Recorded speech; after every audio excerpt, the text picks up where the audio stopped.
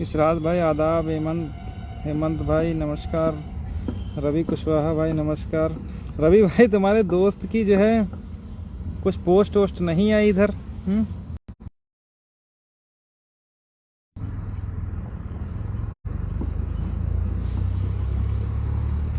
वीरेश अवनीश भाई नमस्कार। प्रेम कुमार भाई, रोशन भाई, सभी साथियों को नमस्कार।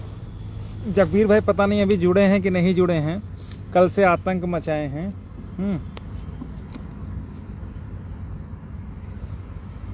तो ठीक है, हम लोग अपनी बात शुरू करते हैं। वैसे हमारा आज कोई लाइव आने का विचार था नहीं, लेकिन बहुत सारे साथी फ़ोन कर रहे थे कि भैया एक बार आकर के बात कर लीजिए, तो इसीलिए हम लोग आए हैं।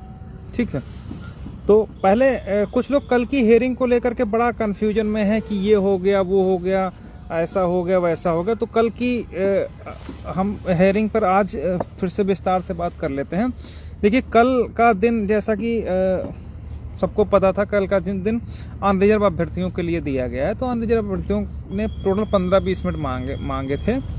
उसके सापेक्ष उन्होंने 1.25 घंटे बहस करी और फिर भी उनका आधा सबमिशन रह गया, ऐसा आशीष चतुर्वेदी साहब का कहना है। एक पैरा पढ़ना था, उस पैरा को पढ़ने के लिए कोर्ट उनको 10 मिनट दे रही थी, मुश्किल से 5-7 लाइनें होंगी।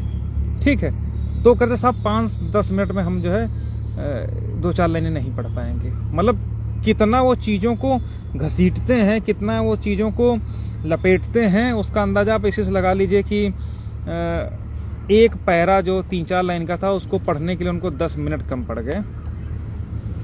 ठीक है, और उन्होंने 15 मिनट मांगे थे। 15 मिनट के सापेक्ष उन्होंने लगभग 1 घंटा कल बहुत अच्छा भाषण दिया। पॉलिटिकल रूप से बहुत अच्छा भाषण था। जो लोग 10% EWS चाप रहे हैं, 15% आबादी होने के बावजूद 10% उधर रिजर्वेशन ले रहे हैं और 50% की वैकेंसी इधर ले रहे हैं, उसके बाद भी उनको लगता है कि उनके साथ अन्याय हो रहा। बस कुछ ऐसा ही भाषण वो कोर्ट में दिए जा रहे थे। ठीक है, तो भाषण के पर्पज से अगर देखा जाए तो भाषण उनका बहुत अच्छा था। जिस तरीके से अपने ही समाज के लोग पहले देते थे कि हम समाज के लिए ये कर देंगे। रवि निषाद भाई गुड आफ्टरनून। हम अपने समाज के लिए ये तीर मार देंगे, जब तक बहन को हाथ पे राखी बांध रहे हैं, जब तक इसको नियुक्ति पत्र नहीं मिलेगा तब तक हम लोग नहीं लेंगे। हमारा कोई साथी रहेगा तो लखनऊ में सैलाब आ जाएगा, फलाना फलाना, इस टाइप का। ठीक है, उसी टाइप के कुछ समाज वाला ही आर्गुमेंट कल आशीष चतुर्वेदी साहब कर रहे थे। ठीक है, पैसा लिया था तो समाज का वाला भाषण दे रहे थे। लेकिन हम लोगों को ये समझना होगा कि उस भाषण, कोर्ट भाषणों पर नहीं चलती है, कोर्ट एक्ट, रूल और कानून पे चलती है। ऐसा नहीं कि आशीष चतुर्वेदी साहब को कानून नहीं पता है, लेकिन कानून, जगबीर भाई नमस्कार, कानून ऐसा नहीं कि वहां पर उनको पता नहीं, हमसे 1000 गुना ज्यादा उनको कानून पता है। इसी वजह से तो वो कानून एक एक वर्ड को बहुत अच्छी तरीके से डिफाइन करने की कोशिश कर रहे थे। ये सारी बातें थी जो कल बहस उन्होंने शुरू की। जो बहस वो कर चुके थे, विकास श्रृंखला वाला, वो कई एनसीटी दिल्ली वाला, वो बार आदर पढ़ लीजिए, फलाना धमाका पढ़ना चाहिए था, जबकि कोर्ट उस पर कह चुकी थी। कल संदीप दीक्षित साहब का आर्गूमेंट था, सुदीप सेठ साहब का आर्गूमेंट था, गोदयाल मैडम का आर्गूमेंट था। इन सबने उस जजमेंट के विषय में स्पेसिफिक बता दिया था। वो जजमेंट दरअसल अगर मोटा मोटा देखा जाए तो वो जजमेंट जो है किसी रिक्रूटमेंट प्रोसेस का, रिजर्वेशन का मैटर ही नहीं है। वो एक एलिजिबिलिटी के लिए थी, तो उस पर कोर्ट ने उस पर फाइंडिंग दी थी, तो उसको किसी भी रिक्रूटमेंट प्रोसेस में शामिल नहीं किया जा सकता। इस पर वो काफ़ी डिटेल बहस करिए। जब उनके पास कुछ नहीं बचा, भाई अगर कोई व्यक्ति पैसा लेगा तो उसको कुछ ना कुछ काम करके भी दिखाना पड़ेगा, ऐसे तो हजम नहीं कर पाएंगे।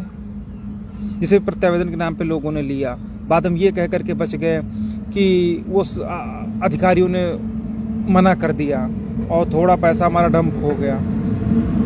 जैसे उन्होंने 6 सितंबर को नियुक्ति पत्र दिवस मना लिया, उसके लिए 5-5 हज़ार, 8-8 हज़ार रुपये, लाखों रुपये लिया। उसके लिए उन्होंने फोटो खिंचवाया बाकायदा अलग अलग लोगों के यहाँ। तो कुछ न कुछ काम दिखाना पड़ता है। तो अब चतुर्वेदी जी ने पैसा चूंकि लिया है तो कुछ न कुछ काम दिखाना था। उस काम को दिखाने के लिए उनको कुछ न कुछ कोर्ट में बोलना था। अब कोर्ट में उन्होंने कोई 40 मिनट बहस की और 40 मिनट में बहुत बढ़िया इमोशनल ब्लैकमेल करी, क्योंकि उनको मालूम है कि सामने शुक्ला जी बैठे हैं, चतुर्वेदी जी बहस कर रहे हैं, ठीक है, तो शायद कुछ भाई दिल पसीज जाए कि अरे ये तो हमारे ही लड़के बच्चे हैं, इनको क्यों हम बाहर कर दें। तो उन्होंने बड़ा इमोशनल किया कि हम नहीं चाहते कि ये लोग बाहर हों या पूरा सिस्टम कोलैप्स हो जाए। और मुझे हंसी अपने ही समाज के उन लोगों पर आती है जो उनके बार बार पैर छूने जा रहे थे। ऐसे लोगों को तो जूतों से मारना चाहिए, उनको अपना जीजा बना ले रहे थे, ठीक है। तो हमको तो मालूम था इनकी नस्ल कैसी है, और अपनी नस्ल को बचाने के लिए चतुर्वेदी जी बहुत अच्छी बहस कर रहे थे, बहुत अच्छा भाषण दे रहे थे। भाषण चलता रहा, फिर लास्ट में कुछ चीजें उन्होंने फैक्ट वाली उठाई।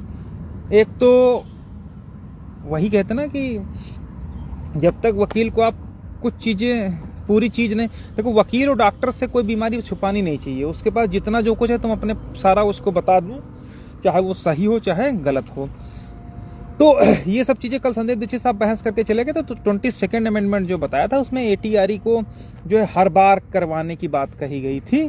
तो वही संदीप दीक्षित का आर्गुमेंट था कि जब आप ATRE हर बार करवाओगे तो फिर वो पार्ट ऑफ रिक्रूटमेंट कैसे नहीं हुआ, इस पर वो किए वही बार बार फोकस दे करके कह रहे थे। तो वो चूंकि अमेंडमेंट हो चुका था, संशोधन हो चुका था, वहां पर संदीप दीक्षित साहब का है कि ये कभी संशोधित नहीं हुआ। इतना आर्गुमेंट उनका थोड़ा सा वो कहीं से उसी को लेकर के उन्होंने उस चीज को उठा लिया, ठीक है। लेकिन हमारे लिए राहत की बात है, चूंकि इन सब पर डिटेल्ड ऑब्जर्वेशन डबल बेंच कर चुकी है 40, 45, 60, 65 मुद्दे पर, तो इस मुद्दे पर हमें नहीं लगता कि कोई ज्यादा बहस करने की जरूरत है। इसीलिए कोर्ट बार बार कहते हैं आपको जो कुछ कहना है रिटर्न सबमिशन में आप कह दीजिए। भगवान दास भैया नमस्कार। तो लेकिन वो थे कि पीले पड़े थे। अब भाई मिश्रा जी हैं, शुक्ला जी हैं, सब एक ही बिरादरी के हैं, तो काहे नहीं सुनेंगे, तो बेचारे मजबूरी में सुनते रहे। लास्ट में 2-3 चीजें हो गई। देखो वही चीज है ना कि आप किसी भी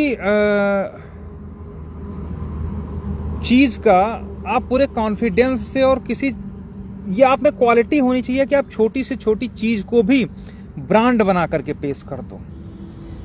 हमारे नेताजी जो वर्तमान में हम सबके प्रधानमंत्री हैं, वो हर चीज को उत्सव में बना देते हैं। उन्होंने महामारी को भी उत्सव में बदल दिया, उन्होंने बिक्री को भी देश हित से जोड़ दिया, उन्होंने हमारे जो भी निजी कंपनियां बिकी, बैंकों का प्राइवेटाइजेशन हुआ, उन सबको भी उन्होंने उत्सव और देश हित में प्रूफ करने का काम किया और उसको भी उन्होंने सेलिब्रेट कर लिया।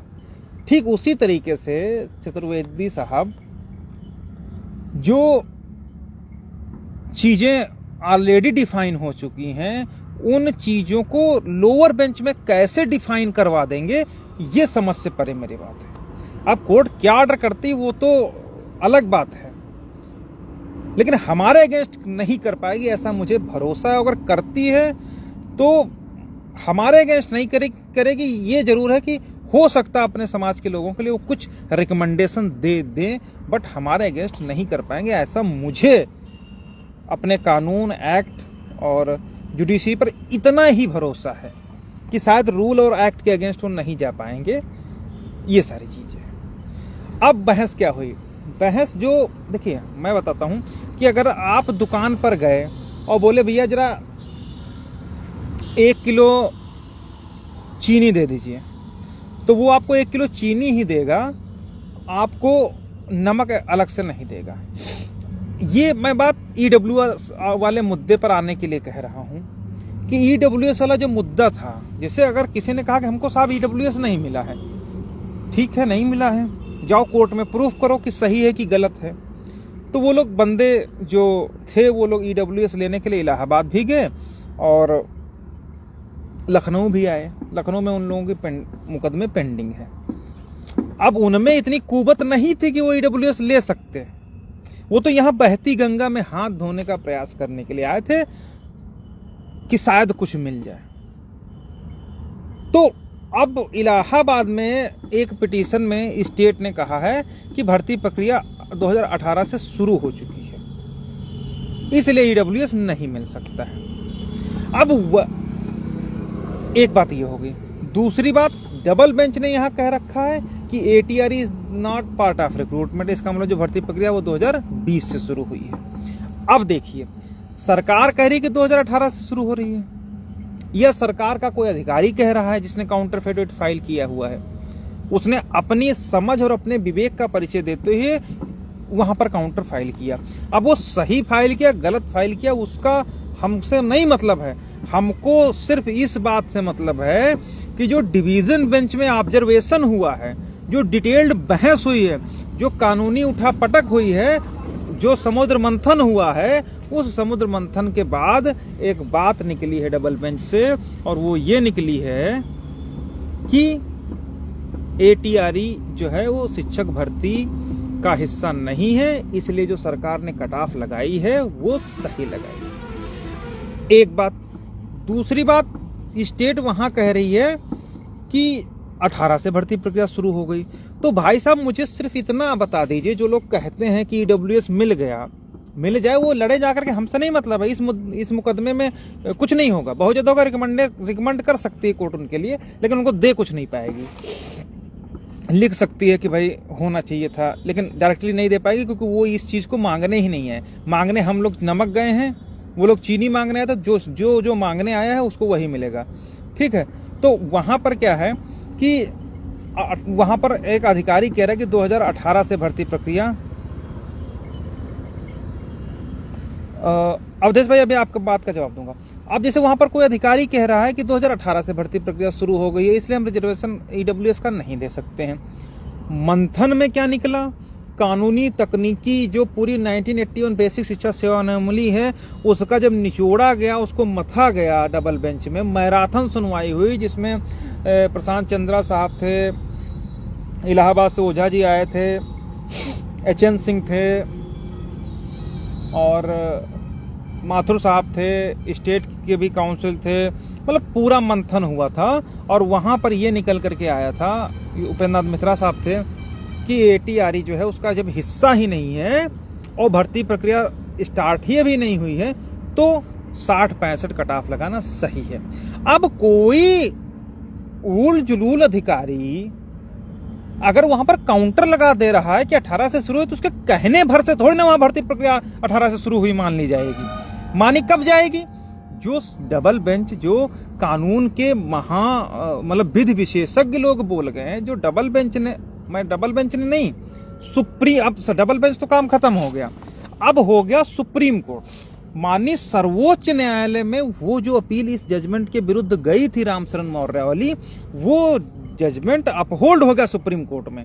इस 60-65 को खत्म करने वाला जो जजमेंट था, को चैलेंज करने वाली स्पेशल लीव पिटीशंस थी, उन पिटीशंस को सर्वोच्च न्यायालय ने खत्म कर दिया है।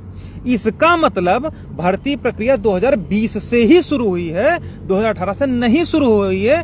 जिस अधिकारी ने वहां पर गलत तथ्यों के आधार पर अजम्पशन पर काउंटर एफिडेविट फाइल किया है, उस काउंटर एफिडेविट के बिहाफ पर हमारे मुकदमे में किसी भी दशा में कोई निगेटिव ऑर्डर नहीं पास होगा। अब वहां किसी बैल अधिकारी ने वहां पर किया है, तो उससे हमको क्या लेना देना?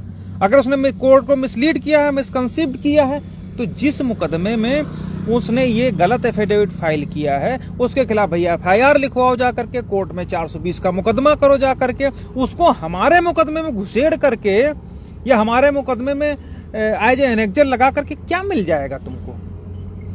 कुछ नहीं मिल पाएगा। फड़फड़ाते हो उससे ईडब्ल्यूएस थोड़ी ना मिल जाएगा। ईडब्ल्यूएस लेना था तो इन लोगों को ये करना, इसीलिए तो मुझे गुस्सा आने लगती है कि अरे सुअरों, अगर ईडब्ल्यूएस लेना ही था तो लो जा करके हमने कहाँ मना किया है? तब तो यही ये डिवीजन बेंच का ऑर्डर लगा करके वहां बहस करवाते, तब हो जाता। अब हम लोग यहाँ पर आकर के इतना मर खप करके क्या, तब यहाँ तुमको ईडब्ल्यूएस मतलब पका पकाया चाहिए था, घंटा मिल जाएगा, नहीं मिलेगा। ठीक है, सिंपल सी बात है। अब वहां पर आप प्रूफ करिए जा करके, वहां पर भी मुकदमे पेंडेंसी में है, यहां पर भी मुकदमे पेंडेंसी में है ईडब्ल्यूएस वाले। तो उसमें अपना मंथन करो जा करके। भाई उसमें फैक्चुअल चीजें आएंगी ना। अगर केवल वो वहां पर क्या कह रहा है, यहां पर तो उन सब चीजों को लेकर के अपना रखो जा करके। अगर सरकार ने गलत किया तो सरकार से लड़ो जा करके, दलित पिछड़ों के पीछे क्यों पड़े हो भाई? आखिर हमारे भाई ठीक है, अगर मान लिया हम कहते 2020 से शुरू हुई है, तो सरकार का डुअल स्टैंड हो, उसने फ्रॉड किया हो, कुछ किया हो, उससे हमारे ऊपर कोई प्रभाव नहीं पड़ रहा है। आपको चाहिए 10%, आप जाइए लड़िए जा करके सरकार से ले लीजिए जा करके। अब तुम सोच रहे हो कि हमारे मुकदमे में ला करके ले लोगे तो कुछ नहीं मिलेगा, ठीक है, कुछ भी नहीं मिलेगा। हाँ, उस रिकॉर्ड को लगा करके मैं तो चैलेंज चुनौती देता हूं। हम कहते सिंगल बेंच, देखते हैं डबल बेंच का ऑर्डर कहां से ओवर रूल कर देगी, कभी नहीं कर पाएगी। आखिर विद विशेषज्ञों ने जो आर्गुमेंट करके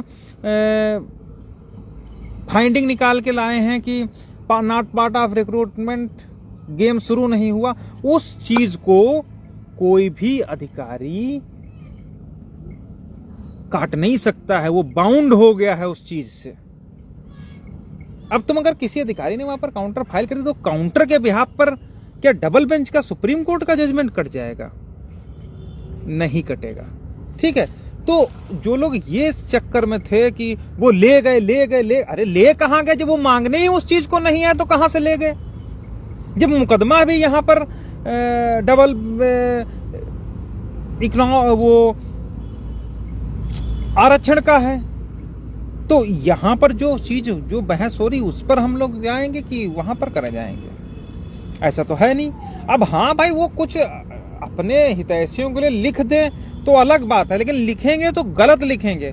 और ये उनको भी पता है, भी नए नए आए हैं, ओथ ली है, जज साहब बने हैं, तो हमें नहीं लगता कि वो नहीं चाहेंगे कि हमारा कोई गलत जजमेंट हो। कोई गलत जजमेंट वो भी तब जब पहले से उस चीज पर फाइंडिंग आ चुकी हो, तो हमें नहीं लगता कि कि एक काउंटर के आधार पर डिवीजन बेंच और सर्वोच्च न्यायालय के उसमें फाइंडिंग में कहीं पर हेरफेर कर सकते हैं, ऐसा कतई नहीं करेंगे, ठीक है। तो एक तो ये बात हो गई। दूसरी बात जो है वो हमारे ही समाज के ठेकेदारों के लिए है। उन ठेकेदारों को लगता है कि जजमेंट आएगा और 6800 प्रोसीड हो जाएगी, कि भाई बस जैसे जजमेंट आएगा हम लोग विद्यालयों में होंगे। तो इस भ्रम में कतई मत रहना, ठीक है। एक हफ्ते का जो है रिटर्न सबमिशन है, उस पर भी हम लोग बाद में आएंगे।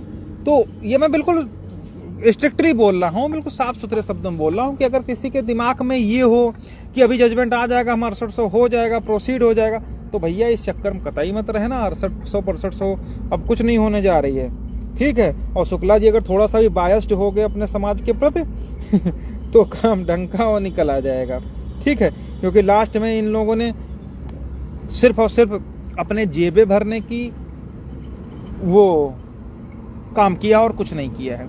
अब उसका अंदाजा इस तरीके से लगाइए कि एक दो मतलब 6800 के जो खुद को नेता कहते थे वो करेंगे, अरे सरकार है, सरकार अपने हिसाब से लिखवा ले जाएगी। अरे सरकार जब लिखवा ले जाती तो तुम्हारे पे स्टिक काहे लग गया था, क्यों नहीं 6800 करवा ले गए? और अगर सरकार के लिखवाना था तो इतनी बहस करने की जरूरत थी? कुछ नहीं करने की जरूरत थी ना।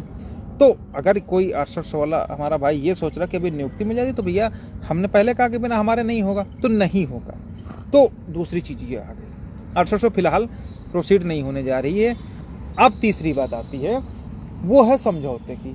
हम लोग समझौते के लिए, मैंने चूंकि मुझे पता था वहां पर बात आएगी, इसीलिए हमने चीफ, जो मीडिएशन की चीफ हैं, उनको हम लोग, जो सीनियर अधिवक्ता हैं, उनको हम लोगों ने हायर किया था। और वो बात आई और अपने ही लोग कह रहे हैं कि अरे ऐसा नहीं होगा तो जाओ ले लो 6800, तुम्हारे दम हो, ठीक है।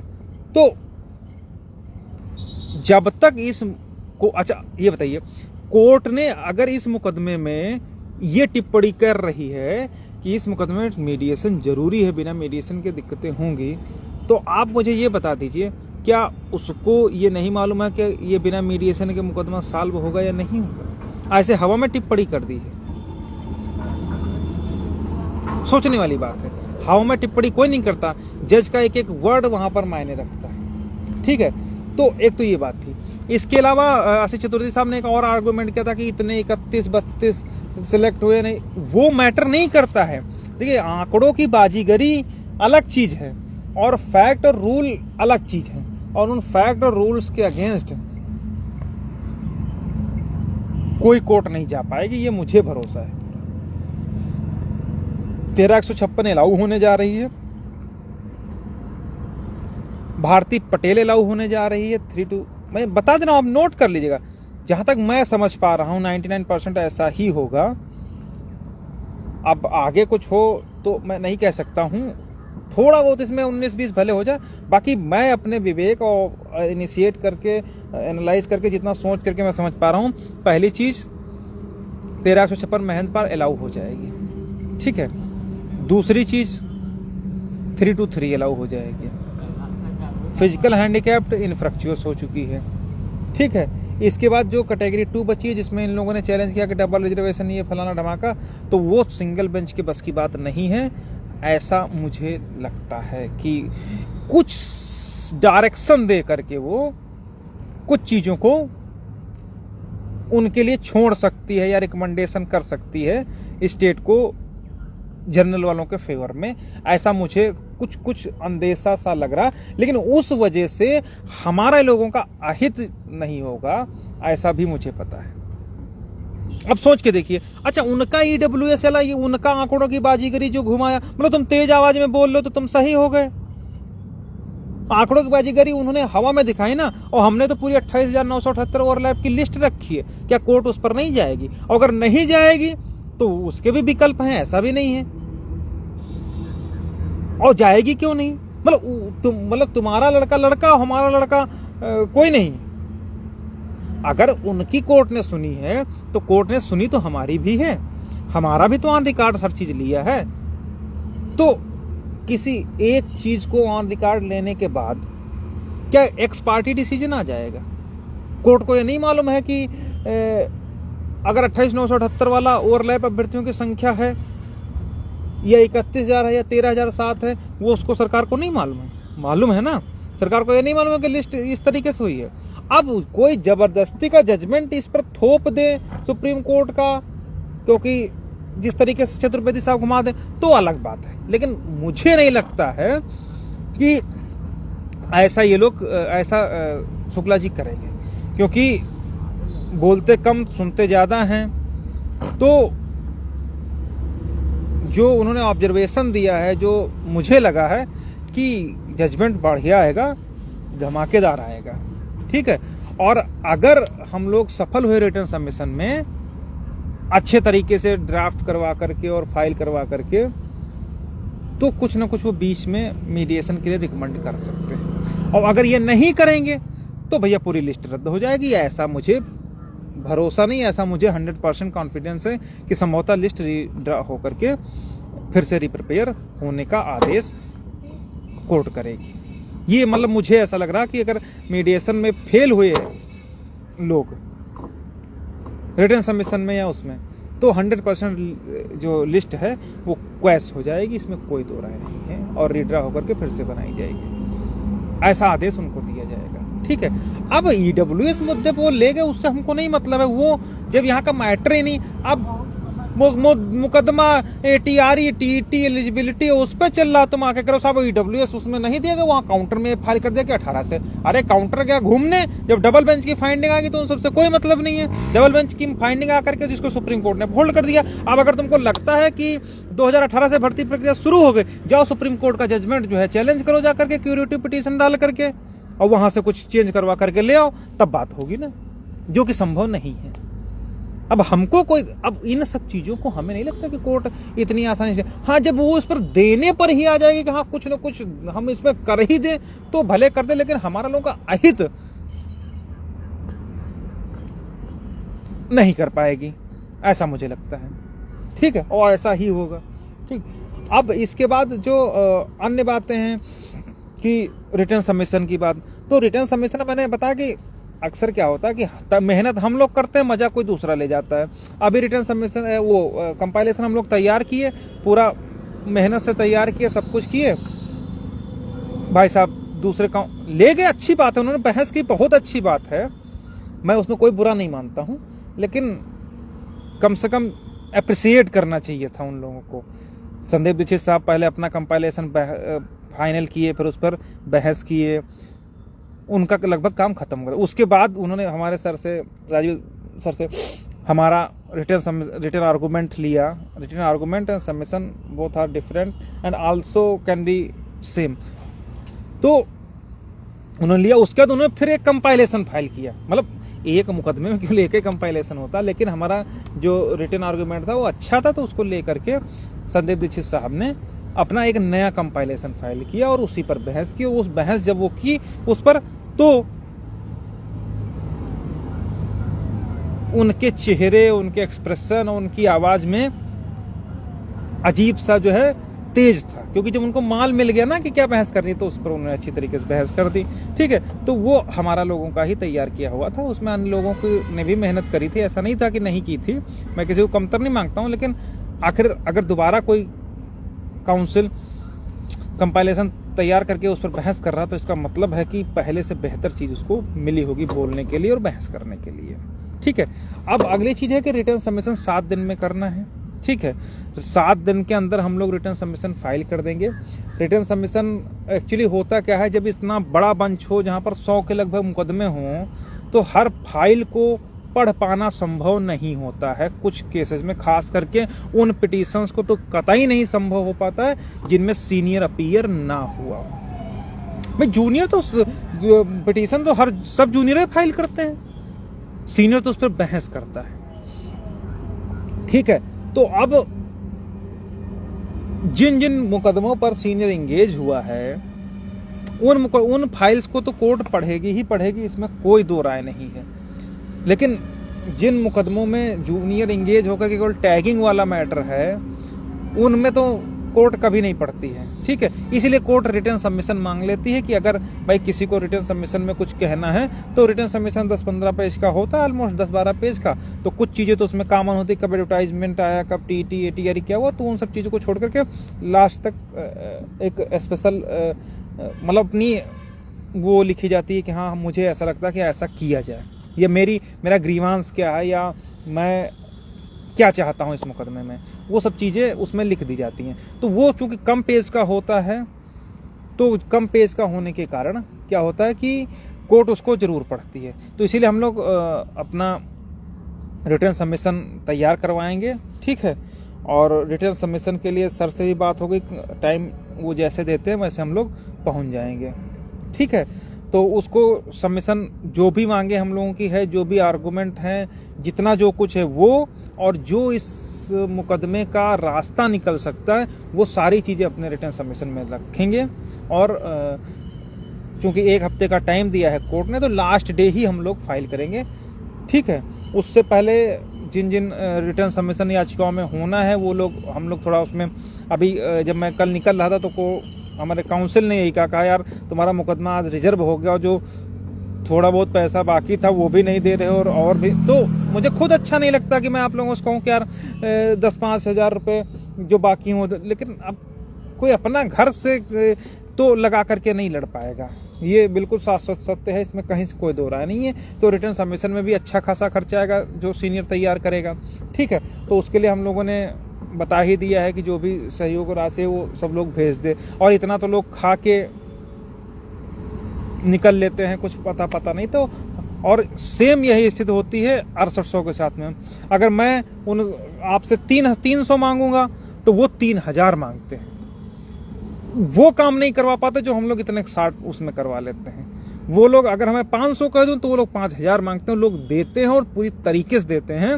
लेकिन हमको, हमारी अंतरात्मा इन सब बातों को बहुत कचोटती है कि भाई आखिर क्या जरूरत, कोई 300 200 ये 400 रुपये इस तरीके का कहीं पर, मतलब सोच के देखिए कि इतना कम में अगर कोई कह रहा है तो आखिर जितना जेन्युइन होगा उतना ही तो कहेगा, अदरवाइज तो आज के दौर में तो 500 तो यूं ही निकल जाते हैं। ठीक है, तो ये सारी बातें हैं। जगबीर भाई कह रहे हैं कि क्या हमें डीबी जाने की जरूरत नहीं पड़ेगी। देखिए जगबीर भाई, अभी तो फिलहाल हम उस मुद्दे पर जा ही नहीं रहे, डीबी और ऐसा। ठीक है, इन सब से हमें कोई मतलब नहीं।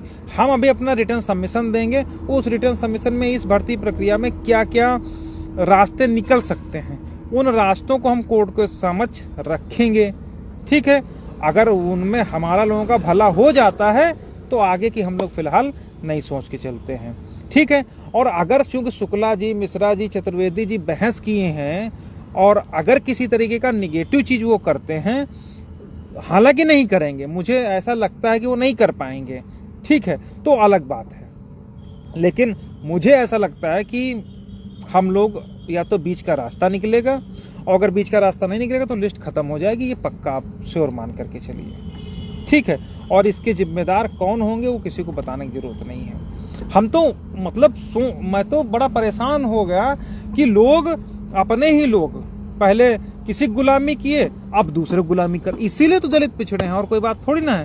पहले उन दोनों नमूनों की गुलामी किए, फिर अब उनके दूसरे जो बंदे आए हैं जनरल वाल अनारक्षित अभ्यर्थी जो विशेष वर्ग के हैं, उनकी गुलामी करें, उनके आगे जाकर करें भैया वो कर दो। अरे हम तो जानते हैं उनकी नस्ल क्या है भैया, वो कभी तुम्हारा भला नहीं चाहेंगे।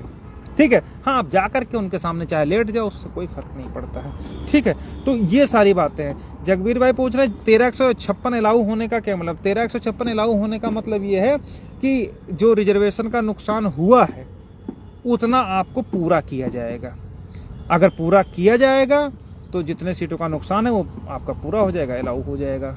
ठीक है, और अगर पूरा नहीं करेंगे तो पूरी लिस्ट जो है रद्द कर देंगे, क्योंकि जो प्रेयर होती है वो कम से कम ऑलमोस्ट 3 से 5 प्रेयर तो रहती ही रहती है। ठीक है, तो पहली प्रेयर में हम लोगों ने कहा कि हमारा पूरा रिजर्वेशन किया जाए। दूसरी प्रेयर में हम लोगों का आर्गूमेंट है कि अगर लिस्ट गलत बनी है तो उस लिस्ट को रद्द किया जाए।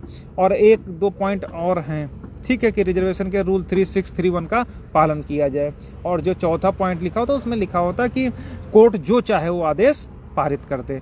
और 5वां पॉइंट उसमें आमतौर पर लिखा जाता है कि अवार्ड रिट विद कॉस्ट, यानी कि हमारे ऊपर जुर्माना भी लगाने के लिए कोर्ट स्वतंत्र रहती है। तो इनमें से कोई 1-2 प्रेयर उठा करके कोर्ट उसको कंसीडर कर देती है। ठीक है, तो ये बातें हैं। बाकी कल का जो बहस हुई है उसमें वो लोग अपनी बात रखे हैं, अब वो बात कोर्ट कहाँ तक कंसीडर करती है वो देखने लायक बात होगी। ठीक है, तो ये सब बातें थी। बाकी रिटर्न सबमिशन में हमारा सब कुछ रहेगा, कोई भी चीज़ छूटेगी नहीं। और चूंकि हम लोग हमेशा से सीनियर्स के साथ ही लड़ रहे हैं, दोनों मुद्दों पर, चाहे 6800 वाला मुद्दा हो उस पर भी हम लोग वो करेंगे। और इन सब जो पूरा एक डिटेल्ड सबमिशन तैयार करेंगे जिसमें कोई भी पॉइंट छूटेगा नहीं। और वो जो पॉइंट छूटेगा नहीं तो उसको कोर्ट जरूर पढ़ती है। खास करके जो सीनियर इंगेज रहे हैं उन सीनियर्स के द्वारा जो भी रिटर्न सबमिशन जाएगा, कोर्ट उसको 110% पढ़ेगी और उसी के आधार पर जो है निर्णय करेगी। अब निर्णय आर के बगैर बैग ने शुक्ला जी की स्क्रिप्ट पहले ही सरकार ने लिख दी है। देखिए ठीक है, अभी शुक्ला जी पर थोड़ा सा भरोसा मैं इसलिए कर रहा हूँ कि पहला भरोसा तो इसलिए है क्योंकि अभी आपने देखा होगा कि एक संशोधन वाला मैटर था, संशोधन वाला भी बहुत बड़ा बंच था, उसमें 50-60 पिटीशन थी। तो कहीं कहीं संशोधन वालों को किसी बीएस ने नौकरी दे दी थी, कहीं कहीं पर संशोधन वालों को बीएस ने नौकरी नहीं दी थी, और कहीं कहीं पर नौकरी दे दी थी फिर उनको बर्खास्त करके उनके खिलाफ सैलरी रिकवरी करने का आदेश जारी कर दिया था। तो इसका भी बहुत बड़ा बंच शुक्ला जी के पास ही था, और उस बंच में शुक्ला जी ने डायरेक्ट, अब उसमें तो सारे अभ्यर्थी थे, जनरल, ओबीसी, एससी सब थे। ठीक है, तो अब उसमें जितने भी बंच थे उस बंच में उन्होंने सरकार के जो ऑर्डर्स थे उन ऑर्डर्स को पूरी तरीके से रद्द कर दिया है। तो अगर वो वास्तव में उनके होते तो शायद उन ऑर्डर्स को जो सरकार ने जारी किए थे उन आदेशों को रद्द नहीं करते, बल्कि कह देते कि स्टेट ने जो डिसीजन लिया है आपकी अपॉइंटमेंट रद्द करने का या आपको नौकरी ना देने का वो सही है। लेकिन वहाँ पर उन्होंने लड़कों के फेवर में ऑर्डर किया। तो हमें ऐसा लगता है कि अभी चूंकि नए नए हैं, 2 साल का प्रोविजनल पीरियड भी है, और ये भी इनके दिमाग में, देखिए जब सिंगल बेंच इसलिए अच्छा जजमेंट पास करती है क्योंकि उसको लगता है कि उसके आगे पिताजी बैठे हुए हैं, कि अगर कुछ गलत कर देंगे तो ऊपरी कोर्ट में पलट जाएगा। अब जैसे हमारे ऊपर कोई है, हम कोई गलत काम करने लगेंगे तो हमको लगा यार पिताजी आएंगे डांटेंगे कि तुम बताओ कोई गलत चीज है ना, ये क्यों कर रहे हो। ठीक उसी तरीके से उनको लगता है कि अगर हम सिंगल कोर्ट से कोई ऐसा गलत ऑर्डर पास कर देंगे तो आगे की भी कोर्टें हैं, चाहे डिवीजन बेंच हो चाहे सर्वोच्च न्यायालय, ये मैं एक उदाहरण के रूप में बता रहा हूं, तो उनको जब इसलिए सब सिंगल बेंच डिसाइड करती है तो वो मैटर को पूरी तरीके से अपने कॉन्शसनेस का यूज करते हुए अच्छे से डिसाइड करती है कि कोई चीज छूटने ना पाए और अकॉर्डिंग टू लॉ है, कोई बायस्ड चीज उसमें से निकल करके ना आए, कोई ये ना लगे कि हाँ इन्होंने किसी व्यक्ति विशेष को लाभ पहुंचाने की दृष्टि से ये चीज कर दिया है, क्योंकि आगे की कोर्ट में वो खारिज हो सकता है। इसलिए जो सिंगल बेंच होती है वो सभी पक्षों को डिटेल से सुनने के बाद, कंसीडर करने के बाद फिर अपने विवेक का प्रयोग करते हुए जो उसके हिसाब से कानूनी तौर पर सही रहता है उसका जो है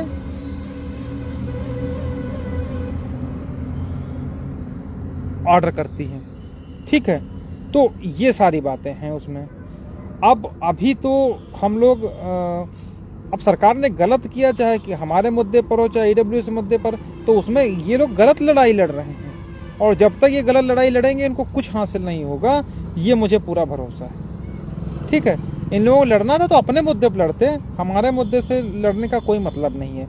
और इसमें मुंह की खाएंगे, कुछ मिलेगा उलेगा है नहीं। वकील का क्या है, वो तो भैया रस्सी को सांप और तिल को ताड़ बनाने का ही पैसा लेते हैं। ठीक है, तो ये बातें हैं। बाकी अभी रिटर्न सबमिशन हम लोग रिटर्न सबमिशन हम लोग तैयार करवा लेंगे। आज तो गया नहीं, लेकिन संभवतः कल जा करके इधर 3-4 दिन में जितना है पूरा डिटेल्ड रिटर्न सबमिशन में पूरा गट्ठर नहीं इकट्ठा किया जाता, उसमें पूरी चीज़ें मेंशन कर दी जाती हैं डेट वाइज, और ताकि कोर्ट को उनको पढ़ने में आसानी, जो चीज़ उसको इम्पोर्टेंट लगती है वो चीज़ें वो ले लेती है। ठीक है, बाकी जितेंद्र सिंह वाला ऑर्डर हमारे फेवर में है, सौरभ यादव वाला हमारे फेवर में है और उसको कोई कोर्ट डिनाई नहीं कर पाएगी। हमारा एक्ट जो 1994 है उसको कोई नहीं डिनाई कर पाएगा। ठीक है, और इसके अलावा जो उनको ये लगता है कि उस एक्ट में या जीओ में कोई दिक्कत है 90-96 जो भी है, तो उसको एक्ट को इन लोगों को चैलेंज करना पड़ेगा। वो एक्ट डिवीजन बेंच में इन लोगों ने शुरुआत में ही चैलेंज कर दिया था, आप लोगों को मालूम हो, लेकिन चूंकि हमारा वो एक्ट सुप्रीम कोर्ट के जितेंद्र सिंह ऑर्डर से कवर्ड है, इसलिए उस एक्ट को अब कोई खतरा नहीं है। वो खतरा तभी होगा जब सुप्रीम कोर्ट का जितेंद्र सिंह ऑर्डर क्वैश होकर के जाएगा।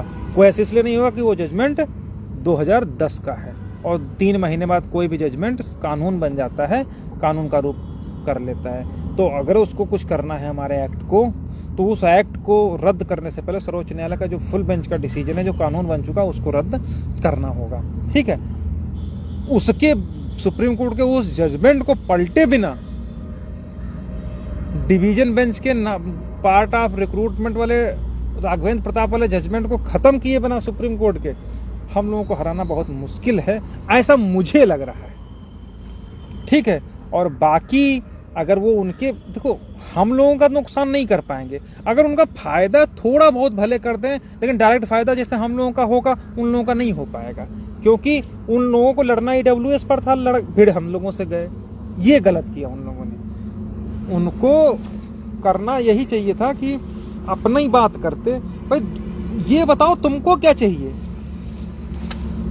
अपनी बात बताओ, और अपनी बात बता करके तुम करो नहीं साहब इन्होंने डबल रिजर्वेशन ले, डबल रिजर्वेशन का कोई मतलब ही नहीं है। तो ये सारी बातें थी, और मैं क्वेश्चन देख लेता हूं, आप लोगों अगर रहेंगे तो मैं उन सबका जवाब दे दूं। संजय चौरसिया भाई बोले भारती पटेल अलाउ होने का क्या मतलब, देखो वो तो भैया अलाउ हो चुकी है। अलाउ होने का मतलब ये है कि जो 6800 है वो नहीं होगी, पहली चीज। दूसरी चीज 6800 होने के लिए 6800 को आउट करना पड़ेगा, और ये आउट होने से पहले 13-156 में देखा जाएगा कि क्या 6800 की लिस्ट सही आई भी है रूल 3631 के अकॉर्डिंग, या सरकार ने किसी पॉलिटिकल अप्रोच के कारण इन लोगों का दे दिया है। ठीक है, तो ये चीज है। तो अगर 13-156 अलाउ हो जाती है, यानी हम लोग जीत जाते हैं, तो 6800 ये मान लिया जाएगा कि जो लिस्ट आई है वो सही है, और लेकिन तब ये पेंच फंस जाएगा कि 6800 को पहले निकालो फिर इनको करो। ऐसा संभव है नहीं, क्योंकि अभी रिजर्वेशन, क्योंकि हम लोगों की बहस 28,978 ओवरलैपिंग की है, तो कोर्ट उस पर भी कुछ न कुछ करेगी, क्योंकि 28,978 की लिस्ट भी हम लोगों ने कोर्ट को सौंप दी है। इसी तरीके से जो SC की लिस्ट है वो भी दोनों स्टेट को और कोर्ट को, दोनों को रख दिया है। तो ये सारी बातें हैं। जगबीर भाई बोल रहे हैं क्या सभी याचिकाओं पर अलग अलग सबमिशन होगा? देखिए भाई, हमारे साथ जितने लोग जुड़े हुए हैं, मेरा प्रयास ये है कि उन सबकी तरफ से रिटर्न सबमिशन फाइल किया जाए, ठीक है, और हम लोग फाइल करेंगे, ठीक है।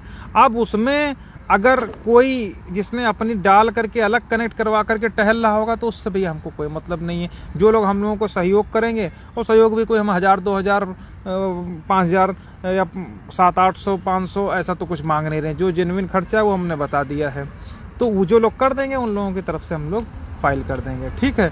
और बाकी जो लोग नहीं कर रहे हैं, मुर्दे रहे हैं अभी तक, तो भैया उनकी लड़ाई अब हम लोग लड़ भी नहीं पाएंगे। हम उन्हीं की लड़ाई लड़ेंगे जो हमारे साथ दिए हैं, ठीक है।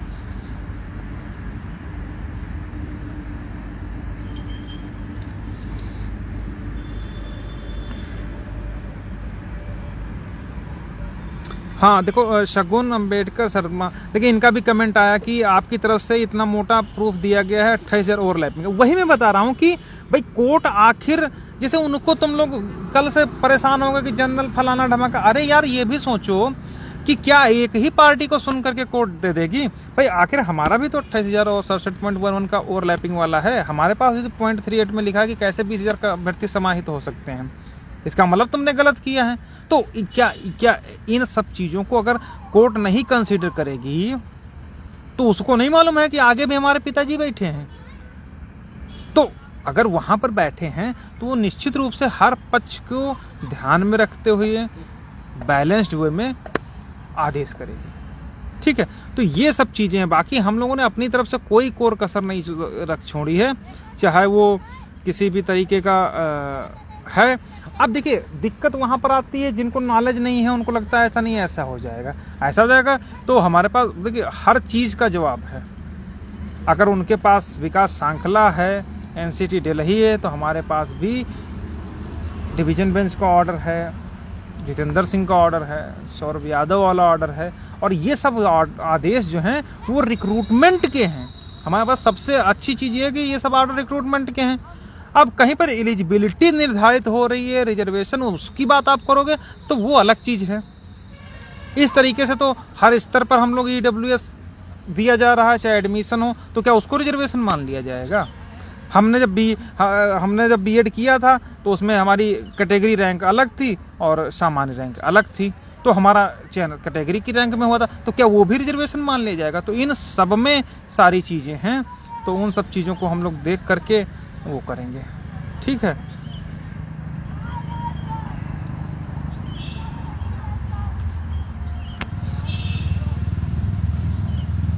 और तो एक कोई पूछ रहा ऑर्डर कब तक आ सकता है? देखिए अभी 1 हफ्ते तक तो रिटर्न सबमिशन ही हम लोगों का देना है, और जिस तेजी में शुक्ला जी हमको लगता है कि अगले हफ्ते के लास्ट तक ऑर्डर वो डिलीवर्ड भी कर सकते हैं, ठीक है विकास भाई। क्योंकि ऐसा ना कि इतना बड़ा बंच था, तो हमें ऐसा लग रहा है कि शायद Shukla ji day by day सुनवाई करते हुए डे बाय डे का ऑर्डर भी लिखते चले जा रहे हैं कि हाँ फलाने ने क्या बहस की, धमाके ने क्या कही, और फिर लास्ट में उसका कंक्लूजन वो लिख देंगे।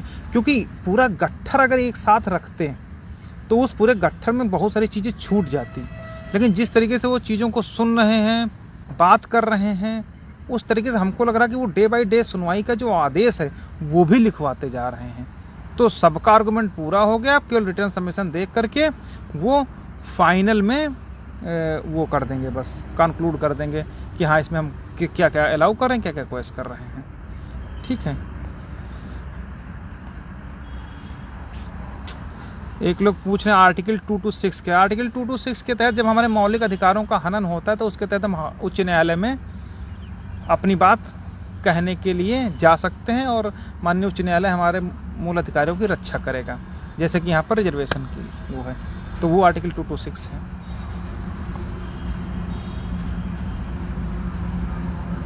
तो ये सारी बातें, बाकी कोई भ्रमित ना हो, हम लोग रिटर्न सबमिशन तैयार करें, सारी चीज़ें जो भी रहेंगी वो हम जल्द आप लोगों के सामने वो करेंगे। बाकी 1-2 दिन बाद लाइव आकर के फिर चीज़ों को हम क्लियर कर देंगे।